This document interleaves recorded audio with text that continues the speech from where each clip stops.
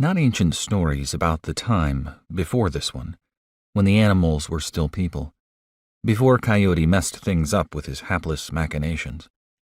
Nor the dark room, warm, but still black as the cold midwinter night outside, with nothing but the floating voice of the storyteller impersonating the people in the stories. Crafty Coyote's devious whispering, Blue Jay's shrill admonishments, Frog's old man rasp, Quail, the most beautiful of all the people, her gentle as brook-water songs.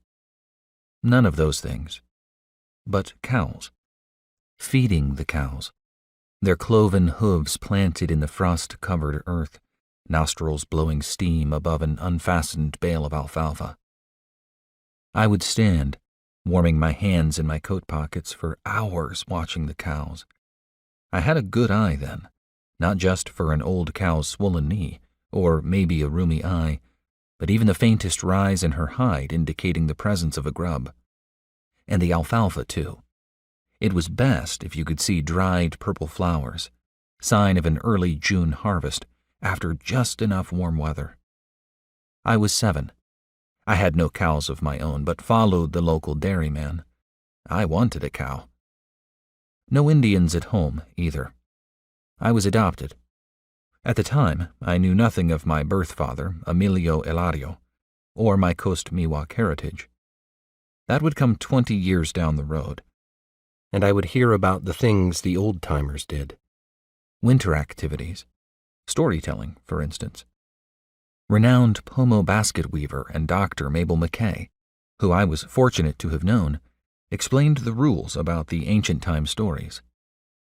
Only tell them in winter, after the first frost and before the last frost. Think about them then, their meanings. Not in summer, when there's snakes and things in the grass and you need to pay attention to where you are going. But that has nothing to do with memory, what surfaces from experience as I recall winter now. There was a man named Tommy Baca. He had only one arm, and he was a house painter. My mother said 1,000 times no one could mix color like Tommy Baca. He was a stocky man of medium height, with a broad, handsome face. He had thick, wavy black hair. He smiled a lot. I marveled at how he kept papers and such tucked against his side, just below his armpit, with the stub of his missing arm, and the way the stub would move, seemingly of its own volition when he was excited, though I was careful not to let him find me looking. "Don't stare at people," my mother snapped. He was Indian, Coast Miwok. If I knew as much then, I don't remember, and certainly not the Coast Miwok part. What interested me was that he had cows.